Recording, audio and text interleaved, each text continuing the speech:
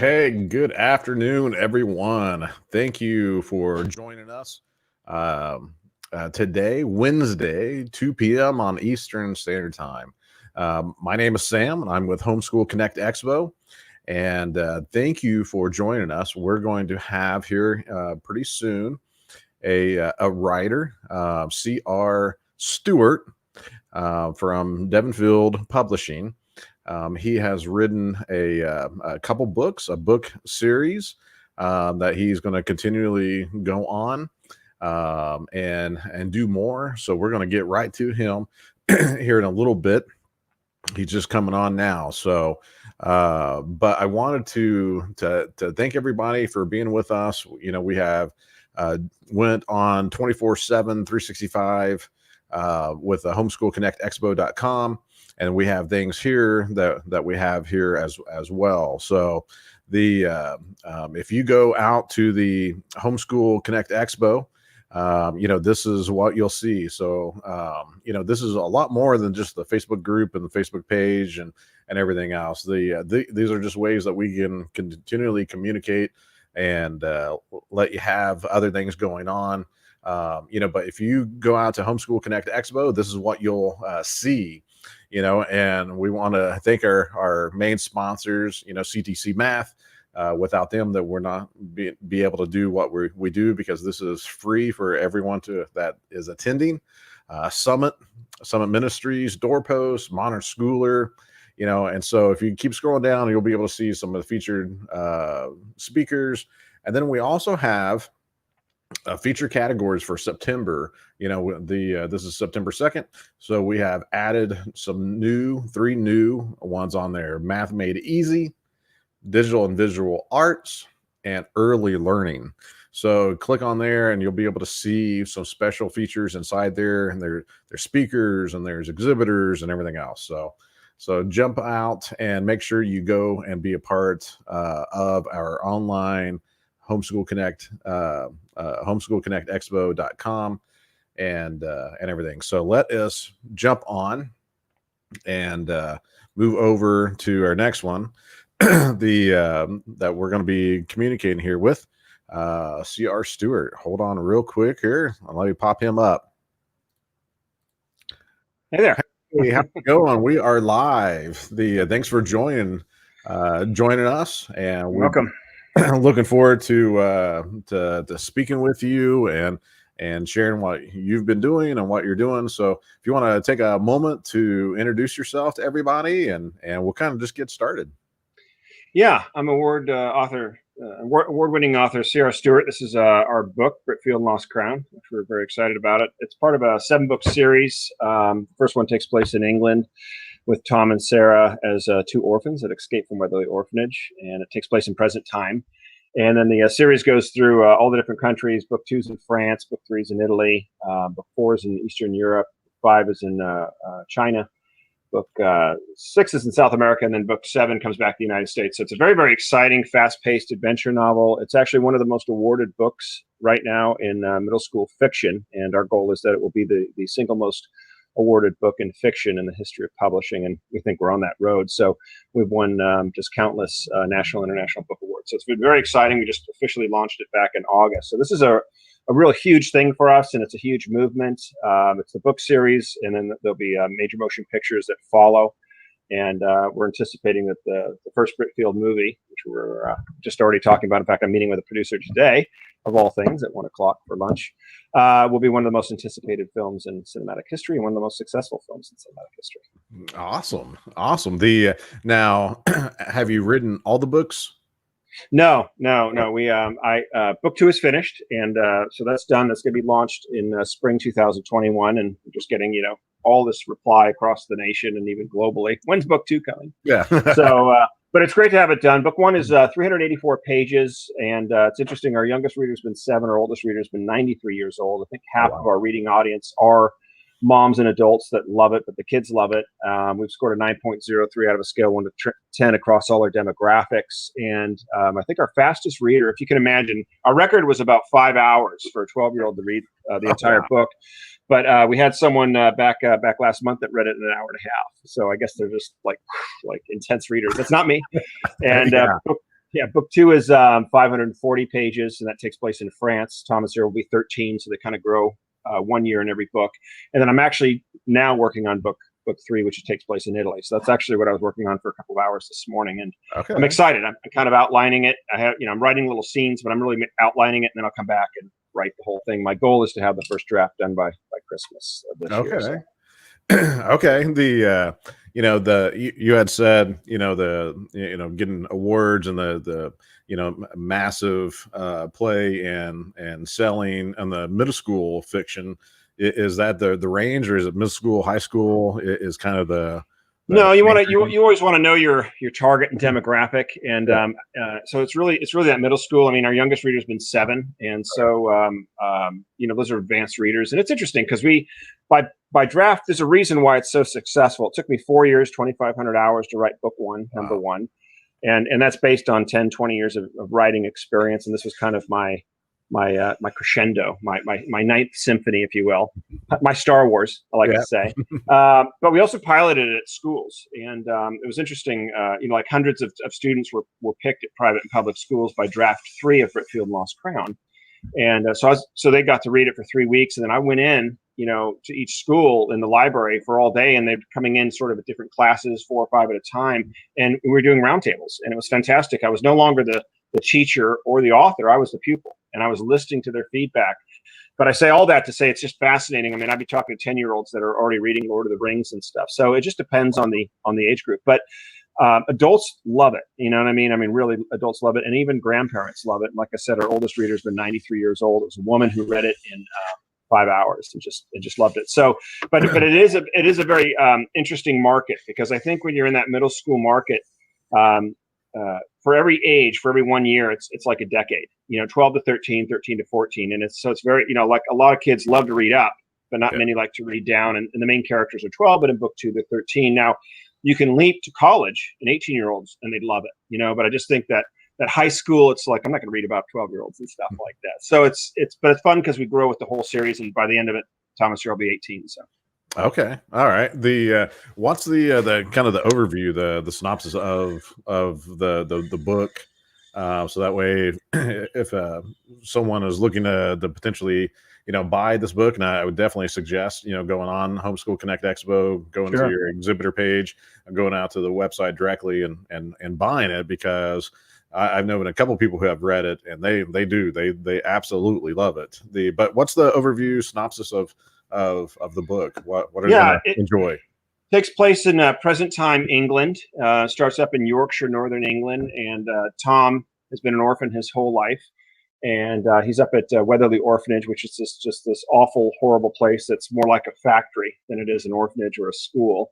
And his best friend is Sarah, and she's sort of recent. She's been there for about 2 years. Her parents were unfortunately died in an automobile accident. She's from Scotland. And so Tom's been an orphan his whole life. He's never known his parents. And he's been there at Weatherly for 6 years, 6 miserable years. And this is the year he's going to escape, but he's not going anywhere unless he takes his best friend, Sarah. And somewhere along the lines, they commandeer a hot air balloon and they start their journey and escape to try to get to London, the greatest city in the world. But during this whole time in the balloon in different areas, they end up at Oxford and Windsor and London. They start to discover this thing about 2 things. One is that his parents might still be alive, which is just shocking. Can you imagine, your whole life knowing you're an orphan, not having a last name, and then suddenly finding out your parents might still be alive, and then this mystery about Britfield, and how in the world is Tom connected to Britfield? Is there a connection there? And I don't want to give anything else away, but it's a fast-paced adventure novel with twists and turns. You will not know where it's going. And I think it works on 3 interesting pillars of writing. Number one, it's just exciting to read. That's if we have time, we can get into sort of that style of writing. But you always enter late and leave early. It moves very fast. I don't waste too much time on descriptions, but I have enough. And I like to sort of set up the framework of descriptions and then have the reader sort of fill it in, so you don't sort of hit these long paragraphs. So I'm really, really into story, and it moves very, very fast. And so we've had a lot of non-readers, because you get these children that they don't read, or they don't like reading, or they have trouble with reading, and they'll get a hold of Britfield and they won't put it down, and they're on page 100. And I'll get pictures from moms, and they're like, oh my gosh, I don't know what you did. So it's a very fast-paced, great, exciting adventure. Number 2, it's based on family values. courage, family, friendship, faith. It's an amazing book that has all the right foundations and principles in it. And number 3, it's an educational book. We like to call it stealth education, but as you're reading it, you're going to learn about history, geography, art, architecture, and culture. And so it's kind of a win-win on all 3 of those. I think, for moms, it's like, who wouldn't get it? In fact, we won one of our awards is Parents' Choice Gold Medal Award. We also won first place Mom's Choice Award Gold Medal. We won literally classic first place gold medal. So we just have had amazing approval. And in fact, we have a wonderful book review in American Family Journal that just came out. I have that magazine here. Yeah, it just came out yesterday. This just came to my doorstep. So it's kind of nice. And I was joking with my crew because it was like, wow, look, they did an amazing job, with Britfield and then the other books. So that's really cool, and we've had amazing feedback across the nation from organizations. We're partnering with MOPS International right now, which is great. We're partnering. We have a wonderful partnership with American Heritage Girls, which is sort of like the faith-based version of Girl Scouts. And they're coming up on their this September is their 25th anniversary, their national international. So we're doing a wonderful giveaway with them, and we're doing a great partnership.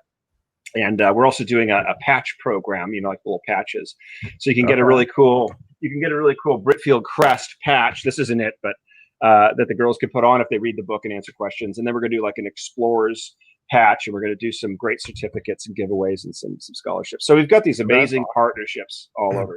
Yeah. I mean, that's a huge thing. I mean, because there's a lot of trust in American Heritage Girls, and that's awesome. And that's cool that you're even doing patches, with them. I mean, that's really how cool is that? That's so cool. When I first talked to her earlier this year, and it was cool. We did a Zoom, and she's an amazing woman. She's been with them, I think, for 3 or 4 years. But she's the type of charismatic person that just gets it and gets these great ideas. And all of a sudden she's like, well, we have this patch program. We could do like a Britfield patch. And it's like, are you kidding me? It's like, it's like the Boy Scouts. It's like the cool Britfield Boy Scouts. You actually get a patch for reading the book. I mean, like, how cool is that? I agree. It's like we're psyched, and we already have a company that's going to be producing them. And that's awesome. So yeah, we're going to be doing a lot of different things with them, and then we could do the entire series. So this is kind of a long-term partnership, which really are the only type of partnerships to have. So I'm excited about that. And another great partner is Old Schoolhouse. You're probably familiar with them. They're one of the big homeschool networks out there and stuff. And actually, they're doing a great email blast for us this Friday out to all of their patrons. We've got an upcoming creativity workshop. September 14th through the 18th, and then we've got some other things that are happening. So. Okay. We actually, real quick too. We just part of this whole launch last year was the school emphasis in the school tour. So starting last March, we launched our national Britfield school tour, and so I ended up driving about 9,000 miles. Went to 18 states, presented to over 150 schools in front of probably more than 25,000 students. So hugely successful. So if you can imagine, I'm coming into auditoriums with 4th through 8th graders. And it's anywhere from like 200 to 300 to 400 kids. And we're doing this wonderful Britfield presentation, a little bit on the book, but mostly it's on creativity and writing, So I only spent about 10 minutes on the process and where I got the idea and the creativity aspect of it in Britfield and the launch. And then I talk about creativity and I talk about writing and stuff. So that was great. And I was literally this year I was in Memphis, Tennessee in March when obviously everything happened and we had to sort of cancel the tour. I was going to I was finally getting up to the East Coast again. And I was going to head up to, Michigan and Chicago and all Ohio, all the way up to Maine, all the way down to Florida. So we just launched 2 weeks ago. We just launched our national virtual school tour, which is very cool. So now we can do the same thing. It's just going to be through a Zoom presentation. And it's going great. It's kind of like, well, what's going to happen with the schools and all that kind of stuff. We've had amazing feedback already. We've already got, I think, 5 or 7 schools locked in. We've got another 20 to 30 schools that are ready to pull the trigger.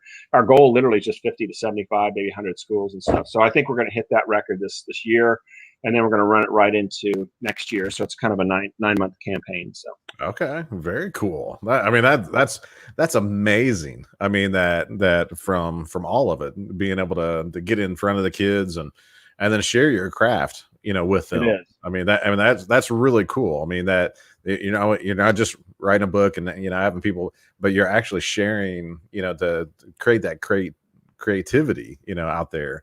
Now, you had mentioned something about an online, you're doing an online course.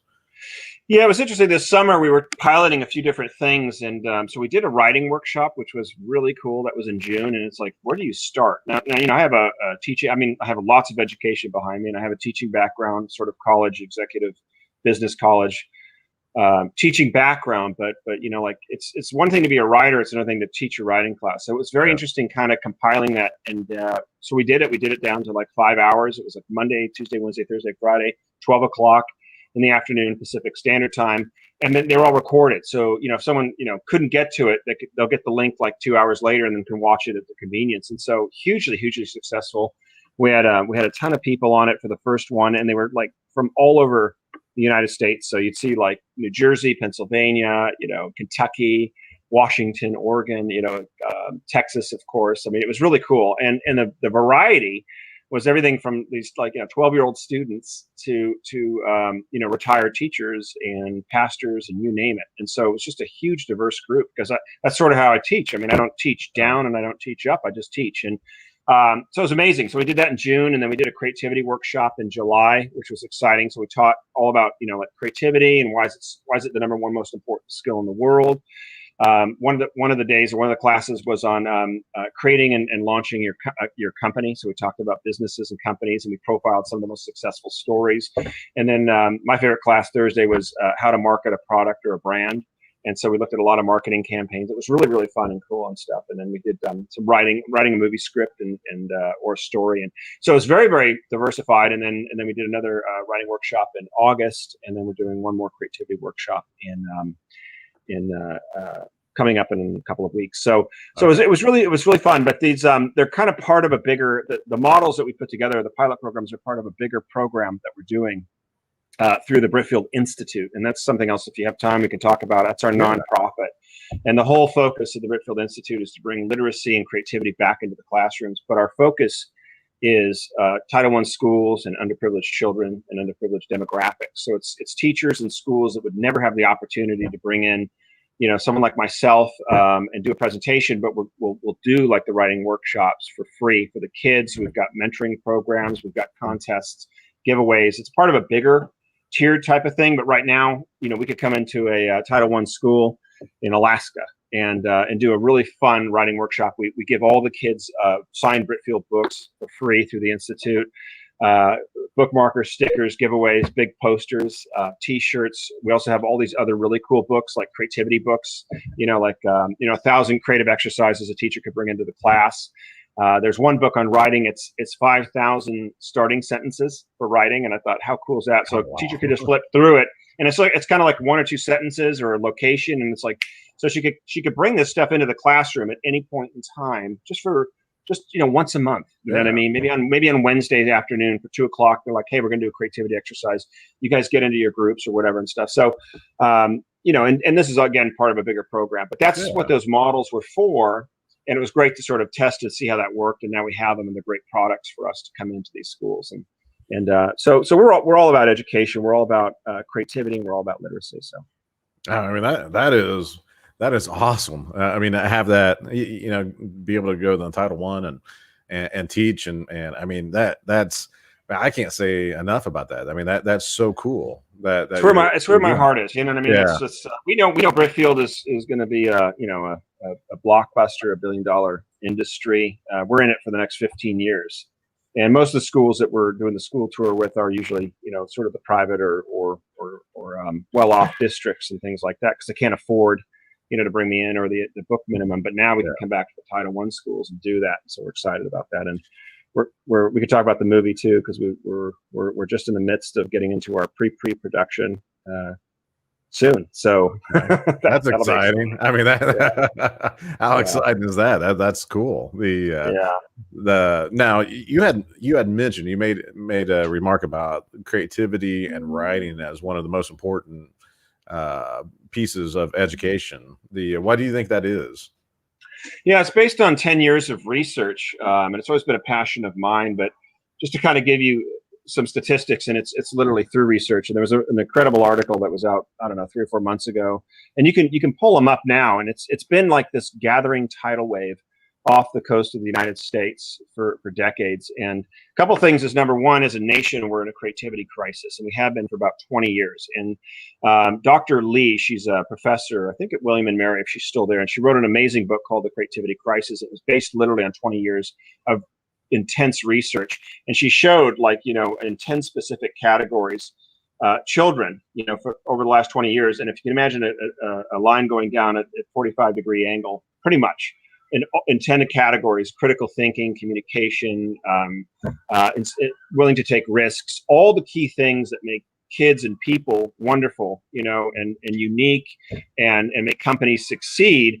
We've been in this massive creativity crisis for 20 years. And on the other side of it, you know, there was an article out that said, you know, creativity is the #1 most important soft skill in the world. It said, another article said creativity is the most important skill in the world. World Economic Forum said that creativity is one of 3 top skills for 2020. IBM did a survey, you know, 1,500 CEOs across the nation that said that creativity is the leadership quality of the future. Believe it or not, LinkedIn last year, 2019, creativity, the #1 most sought after skill across globally. Isn't that amazing? I mean, like, what's the skills? Is it engineering? Is it mathematics? Is it science? Is it technology? No, it's creativity. And so on one end, you have this massive creativity crisis, and there's tons of other information, but we don't have to go into it. And then on the other side, all my research says that creativity is the most important skill in the world. And there's other reasons that are behind it. You know, whether we like AI or not, I'm not for it, but, you know, because I think it's a very dangerous thing, and where it's going, needless to say, it's happening. Yeah. And they're saying right now that the next 5 to 10 years, believe it or not, next 5 to 10 years, 90% of all accountants will be out of a job because of AI and technology. 90% of accountants, 40 to 50% of the entire medical field, that's nurses and doctors, will be obsolete. 40 to 50% of banking will be on, you know, all digitalized and all technology. So in all these major engineering, gone. So all these great skills that, like, push this, and STEAM, STEM versus STEAM, and now they're adding arts, which is good. But you know, the engineering and all technology, and that's also important. Meanwhile, they know that they ship half of that offshore to India and other countries and stuff, and they've just been killing creativity. They've been killing the extracurricular activities. They've been killing art and music and writing and all the key classes that kids need. Whereas the one thing that AI will never ever be able to replace is creativity. It cannot replace it. It can't think on that level. So it can do mathematics, it can do engineering, it can do banking, it can do all of that stuff, but it will never replace creativity. And so that's another reason why creativity, and having those creative skills and that background, to be able to think for yourself, to look at things from a different direction, that there's not always just one right answer. You know, one plus one sometimes can equal 3 or 4. It's critical, and it's critical at the middle school level. You know, by high school, forget it, it's gone. But so that's why our passion sort of that middle school, elementary level. Really get the kids thinking, have fun, write a story, do neat things, do neat exercises and stuff. So, but it's not an arguable fact. You know, someone could sit there and say technology. No, technology isn't the most important. It's creativity. You know, so. But anyway, yeah. Okay. That's cool. And I totally agree with you, because it creativity, you know, and what I was sad seeing, you know, some schools get rid of arts, you know, because it, you know, without art and without creativity and without everything, I mean, it touches everything. I mean, even in engineering, even though engineers aren't the most creative, but there's still some creativity when you're trying to come up with a different problem. If you're coming up with the other stuff, you know, it's using that thinking, you know. It's the way that your mind is formed and forming, especially as a child. And someone sat there and said, you know, well, you know, why have them play a musical instrument that doesn't have anything to do with anything? They're not going to be a musician, you know, they're going to go into business, you know what I mean? Or they're going to go into engineering. But playing that musical instrument is firing different synapses and making you think. And it's to such an extent, music plays a huge role in creativity, to such an extent that companies like Google and Apple actually look for applicants that have a musical background. They don't ask it directly on the thing, but they're looking, and they figured that if you can read music and play at least one instrument, you're a better manager. You handle crisis better. Like in all these different categories, you're better with leadership. You can brainstorm. You can think outside the box. All this because you played a musical instrument. Doesn't mean you're coming to Google to go play an instrument. Yeah. It's what it does to the mind and the forming of it. And it's another interesting research study.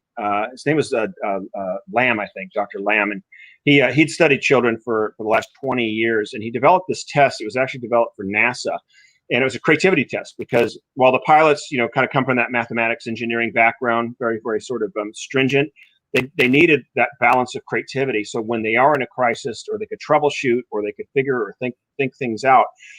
And so he developed this test for NASA, and he used that same test for children, and he found some startling statistics over 20 years because he followed this whole thing. And so you had 5-year-olds that he was testing, and they were coming in at 98% creativity. I mean, basically geniuses across the board, all demographics, didn't matter what their background, 98%. He did the same test to 10-year-olds, dropped all the way down to 30%. And then he came back and he tested 15-year-olds, and it was down at 10%. And then by age 32 or 33, he took a swath of about 300,000 people. They were at 2%. And mind-boggling. Staggering. Most of it is school. Most of it is the educational system. Yeah.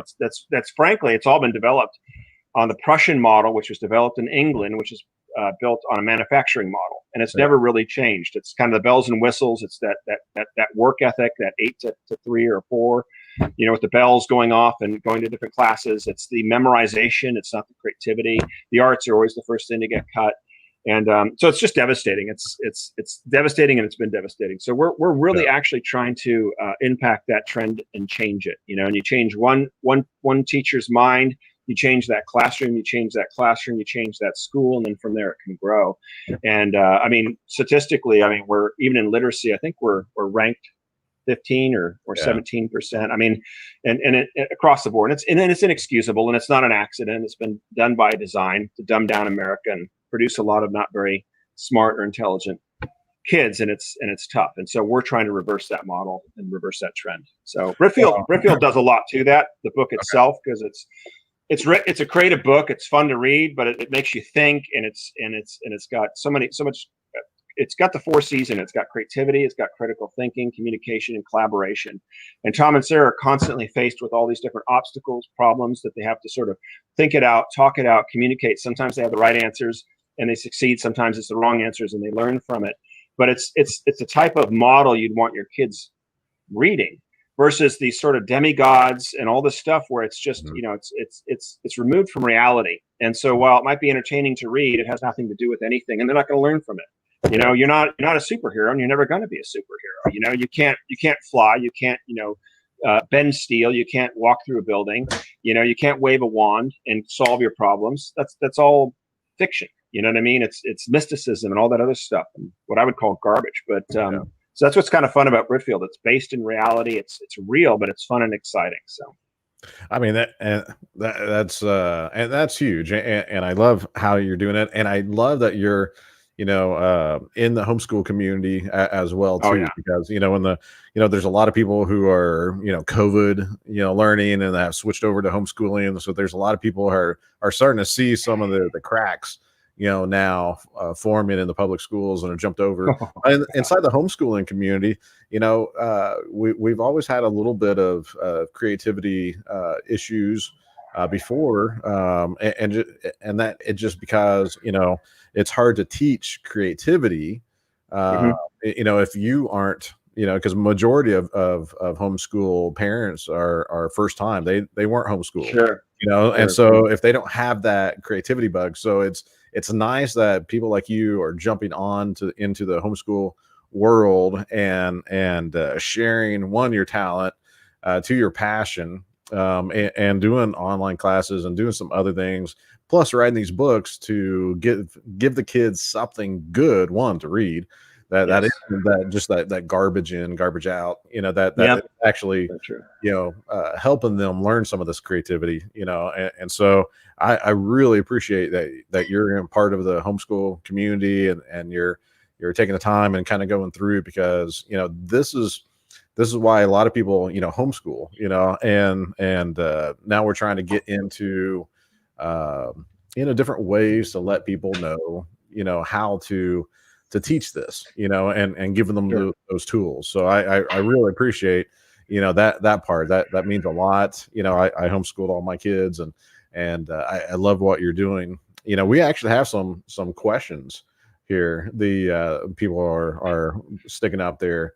I'll The say real quick, and then we can answer those. Yeah. Is right now we're in a homeschool revolution, and I think it is exciting. I had the greatest admiration for homeschoolers, and I have for years. I wasn't homeschooled per se, but although I had a very unique education with a lot of private tutors, but nor do I have kids that were homeschooled. But I just know from kids that I've met, because we've been out to some homeschool groups and done some stuff, and they're amazing. They're well-rounded. They're a lot more calmer. They're very inquisitive. They ask questions. They're everything that a student needs to be. And so we have this great admiration. Now, right now, you're looking at a 2.5 million, 2.5 million homeschoolers in the United States. A lot say it's about 5 million. We think it's going to double to triple within the next 12 to 18 months. And I had predicted what was happening back in March with this COVID nonsense was simply this, that you had all these kids that were coming home from school, and I was basing it on three things. And I was asking some of my colleagues this question. I said, how many of those kids do you think will go back to school? What percentage in the fall? And they're thinking, well, everyone will. And I'm like, no, I don't think so. But what do you think that percentage is? Because I was basing it on three things. Number one, the kids were going to come home, and for the first time, the parents were going to be aghast at what their kids were learning and being exposed to, and the garbage and agenda. I mean, just shocked. Yeah. Number two, they were going to be startled by, in many places, how far behind their kids were, whether in reading or whatever level. And number three, if a child could sit down in a focused setting without 1,000 distractions and nonsense, and maybe in 4 hours or 5 hours complete the entire day, and have 3 to 4 hours free to do whatever they want to do, whether it's fun, creative, or go out with sports or whatever. And so I was basing on those three models. And then all of a sudden, I think it was about 2 months ago, one statistic came out that 40% of all enrolled students will not be returning in the fall. And I thought, wow. I was saying, what if it was just 10%, 1 out of 10 kids that didn't go back, and because the parents just said, you know what, I'm done with it. I'm done with the public school. And that's huge. That's millions. You know what I mean? That's major impact. I think we're looking at probably 20 to 30%. So anyway. Yeah, no, I mean, I totally agree, because personally, I've known people who, are about to drug their kids, and because they had every single thing wrong with them, and they got home, and for the first time they relaxed. It was the amount of bullying. It was the amount of just peer pressure. It was the amount of just junk of life that these kids should not even be going through, I mean, and so, that was one of them. The other one was the being so far behind and not realizing. And the other part is, I noticed, we did foster care. We had 19 kids come through our house, and we couldn't homeschool. So we had to have them go to school and everything else. But getting them up, getting them moving, and then having them come home, having to do the homework, sitting down with them, doing the homework and everything else.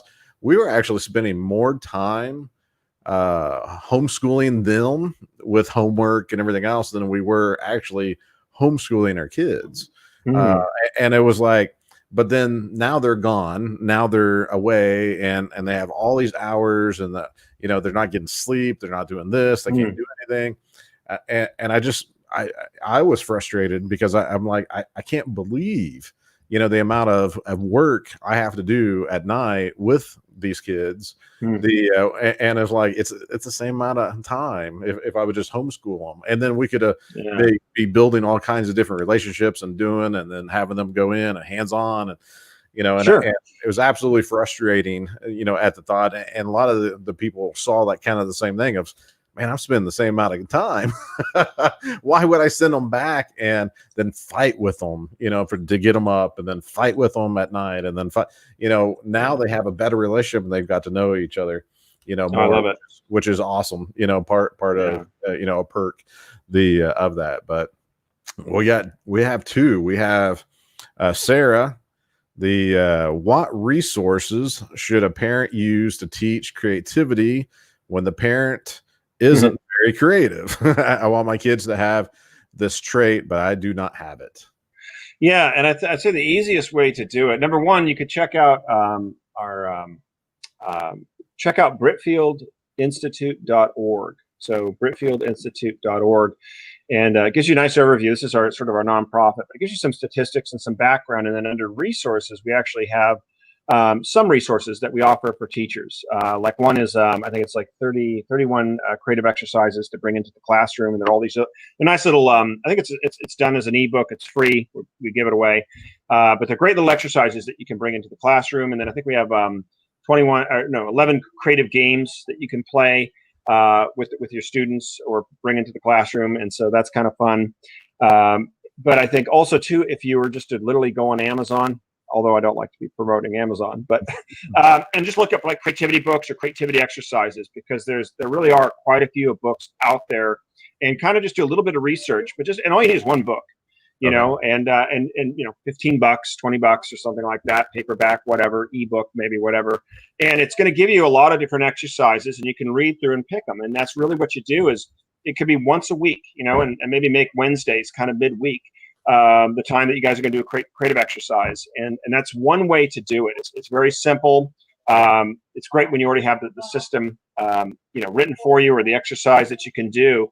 And sometimes, you know what I mean, they might have a really great time with it. Sometimes they might struggle a little bit, but it's the consistency of starting to think differently and fun and creative. One of my favorite exercises, I mean, something we do, and it's amazing, is I'll come into a classroom. In fact, we've done some Title I schools. We did them in Texas, and then we're doing another school really close to the border in Southern California last year. And I came into the class, and it's my movie exercise. And so it's really fun. It's a classroom of about 20 students, varying ages, but within, let's say, 11 to 14 type of age range. And they get into groups, like 4 to 5 groups, and they pick a team captain, and which is kind of just a little bit of leadership role. And this is the premise. I say, look, Paramount Pictures has just given us a big budget of money to make a film, and we need to come up with a movie concept. It could be an action adventure, it could be a drama, it could be history.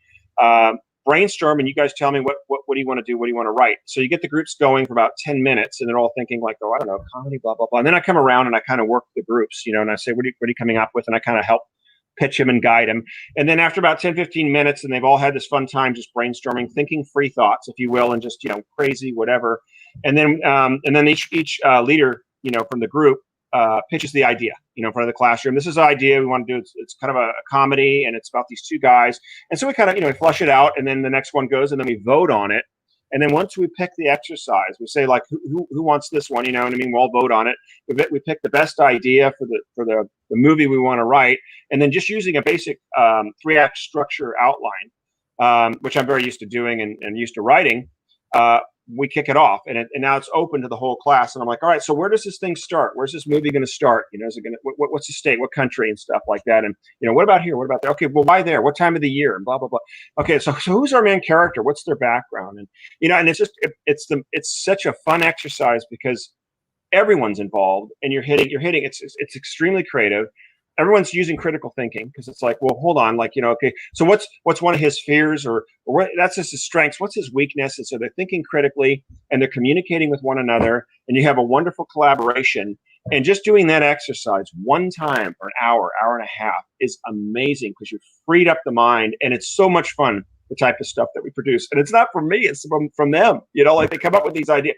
There's still one thing that we did, this one exercise, where we wrote this like action spy thriller, and the guy was like, he'd lost his parents in this explosion, like when he was 12, and now he's a detective in New York, and you see like he's been trying to track down the terrorist that was behind it. This is for the kids, and it's like, it was amazing. And then like I said, what happens at plot point 1? And it's like, oh my gosh, he discovers this. And then I said, okay, what happens at the midpoint, the type of revelation or twist of events and stuff, and someone comes up with something, I'm like, oh my gosh, this is so good. And it's just, so I'm giving that as another, that's something I do and I like to do. I'm not saying that most teachers are gifted like that, or parents, but that's a great example of just a fun thing, or like, hey, if you were to create a company or a product, what would it be? And you just put maybe some bullet points, 5 or 7 bullet points, and it's like, so what's the product, and what does it do, and why is it better, and what's out there right now, and what would you price it at, and just getting them thinking different, and so it's like, that's one exercise. Maybe you do it twice a month, and on this this week we're going to do creating a product. Next week we're going to say marketing a product. Next week we're going to write a fun story. Next week we're going to write a movie. There's just so many different things you can do. But the point is it's just bringing that idea. It's not necessarily taking it all the way to the end. We never finished the script.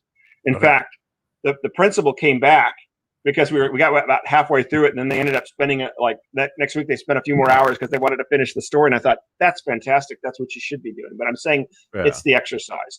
But you could write a whole story, through a semester. You know what I mean? And just start chapter by chapter or scene by scene in a film, or however you want to set it up. And every Wednesday you guys do an hour of creativity, and it's like, okay, we left off this and we need something suspenseful, or who's chasing them, or what happens next. And it's just getting them thinking, getting them involved, and that they could say something and it's not the wrong answer, So, America was founded in what year? It's like, it's specific, the Civil War took place, and, it's like, they're all very specific. And yes, there's a place for that. I think some of that information is good, but on the creative side, it's like, there's no wrong answers. We might not pick it, but there's no wrong answers. And sometimes the dumbest, silliest answers are brilliant. And so it takes away that nerve and that fear to speak and to get involved. So, yeah. Okay. I mean, that's awesome. I look at some commercials and I'm like, who came up with this? You got to know that there's a very creative person.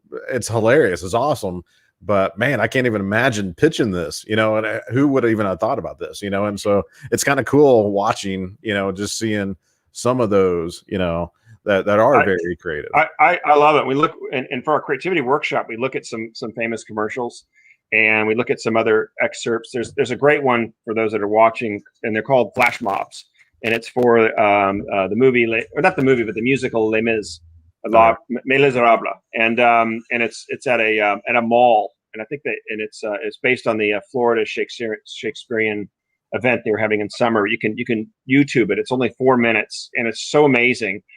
And it cost nothing to do. It had major impact, and it was just really a musical group. And they're dressed normally, and they're just walking in this mall, and the music is playing overhead. I'm sure they got permission to do it, and someone's filming it, from away. And they literally just walk on, and they just start singing, and then someone else comes in, and they have this whole production. And I just love it because it's absolutely brilliant and it's amazing. One of my favorite commercials is for one of those gum commercials, and it's the romance. I forget the title of it, but you can look it up. It had something like 50 million views for a gum commercial, but it's so clever, because imagine you're the marketing guy, and it's like, you want the sexy brands. It's like you want Coca-Cola or Mercedes, and they're like, all right, you have gum, you need to market gum, and it's like, how do you market gum?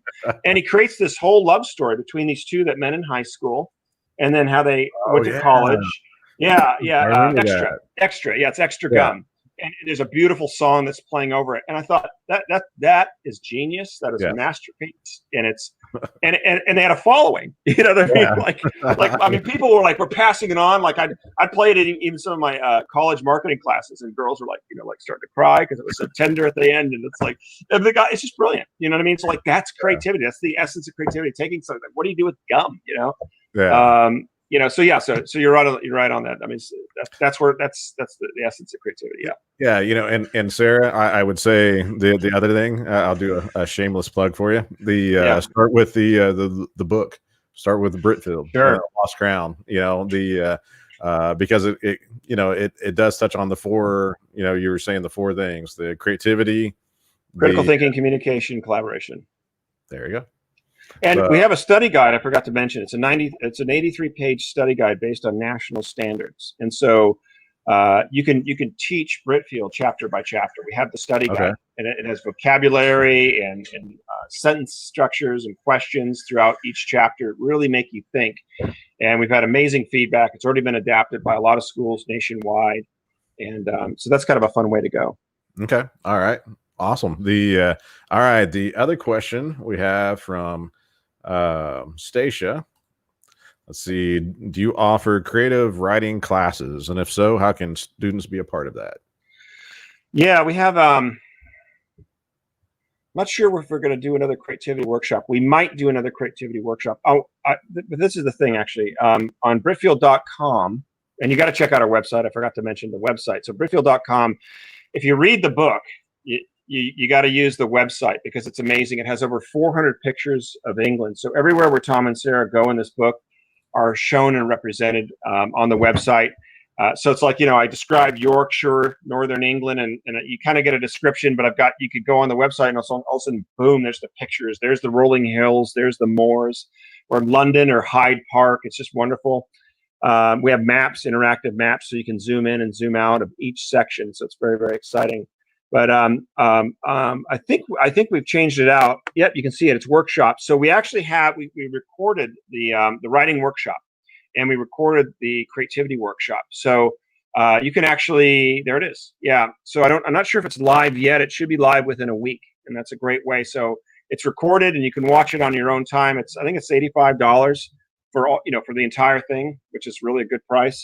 And then we send you a study guide too that follows through it. And that's kind of what we did. So we recorded it, and now we've hosted it up there. And if it's not live yet, it should be live pretty soon. So, but great question. Thank you for that. Perfect. All right. And then another question we had was, how many awards has the book won so far? Almost 40 awards. Oh, wow. Yeah. That's awesome. Like, you can't see behind me, but well, yeah, here, hold on. Here's some of them. Oh, man. I'll give you a little scan of some of the awards. So others are in boxes now, but I got to get up on the wall. But and that's just honestly and that's really great. And I'm humbled and I'm grateful for it. I'm absolutely grateful for it. But it is just the beginning. We'll be doing hundreds of awards for Britfield. It's the right book at the right time. So yeah, it was really cool too because we just made the semifinals for Amazon. Young adult, and so we're on to the finalist stage. I got that news yesterday, which is kind of cool because it is a middle school book. It's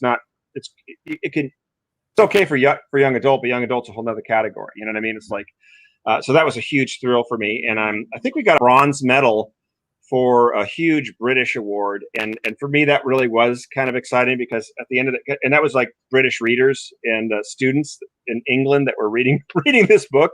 And so I think the fact that we won a bronze medal, I thought that's fantastic. So because here's an American, writing a British book for so it's like, like, I don't know, like, what are they going to think of it? It was like, it's rubbish. You know what I mean? Yeah. So that was exciting. I know I always knew the book would do well everywhere else. I just didn't know how England would have, because it's, it's like a Brit writing a book on America, and what I mean? So what's his opinion and what does he know? And I lived in England for a couple of years. I was a British literature major at Brown University, and so I'm a big British guy. So, but needless to say, what do I know? But yeah. All right. Another question came out. When will the next book come out? Yeah, Britfield and the Rise of the Lion, book 2. I'm going to give you a little sneak peek. Here's the manuscript of it. Oops, let's see. Let me get that in there. Okay. Where it takes place in, it's 540 pages. That comes out in March of 2021. So six months from now. I know it sounds like a long distance. For us, it's not. We're like, okay, we got to start revving up for that now. Yeah. But it's done. It's 100% finished. So it's hard to hold off. I've had so many people say, just launch it, just release it. It's just like, yeah, well, we're still with book 1. And so, it just it takes a lot of time and a lot of effort. Oh, yeah. I can't be pushing and promoting and marketing book 1 and book 2. You know what I mean? I got to kind of let book 1 really take its stride. And then, because then everything's behind book 2 and stuff. So, and we do have some really fun Eastern, global tours planned. And our first global tour will be in Eastern Europe, hopefully starting January next year. So we'll probably start in Poland and then work our way through Slovakia and Czech Republic and down to Hungary and Romania and stuff like that, and then maybe branch out into either Russia or Europe and stuff. So and then I really want to do something in New Zealand and then Australia. There's just certain places that I know the book would really take root. It's a global book. It's a timeless story, but there's certain countries that, because I think what Britfield represents, why it is such a great timeless story, is it represents the sense of freedom and independence, and we all want that, and we all love that, and we've been very fortunate and blessed in America to have the type of freedom that we have, but a lot of countries that don't, and I think Eastern Europe has always been at that crossroads. It wasn't that long ago that countries like Poland were controlled by Russia and communism, and that was brutal. And I remember being over in Prague. This is like 10 years ago, maybe 15 years ago, and staying in a really nice hotel there in Prague. And I was talking with one of the young waitresses. She must have been in her 20s, and I'll never forget it. And I said, "What's it like, since the Iron Curtains come, or since the wall's fallen, and since you guys have had sort of your freedom?" And she said, "For the first time, we're learning real history. We're learning about what really happened." And I thought, wow, right? I mean, for like decades, I mean, everything was propaganda, everything was lies, and they're just actually learning what happened in World War II, like the real history of it. And so. So anyway, so I think we're very blessed, but I think that's what the book represents. And I think countries like that would really take to it. I think Poland would really take to it. I think Ireland would love it, because England's always been encroaching on Ireland, and Scotland's desperate for their freedom to break free from the British Union. And so, yeah, it's just interesting. So we'll see. Yeah. Wow, that's man, I really appreciate you taking the time, because I learned so much. I mean, on top of just not only about the book, but the institute and what you're doing, and how I mean, it's so much far reaching than just a book. I mean, this is really cool. So I mean, any parent out there need to jump in and get one of these books, buy one of these books for your kid, to get them on the track. It's and support what you're doing, because I mean, this is really cool, because the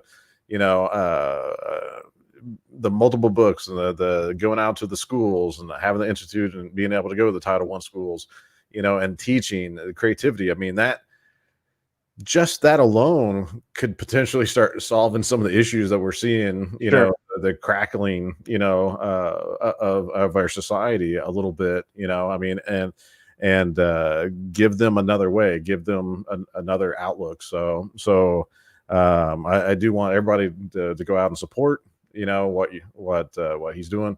And you, I mean, this is awesome. I really appreciate it. Before we head out, is there anything else that we might not have touched on that you might want to kind of let everybody know, before we get out? Is there anything that we might have left out? Yeah, I mean, it just, we do appreciate the support. So, if you've read the book, let others know about it. Follow us on social media, check out the website, tell others about it.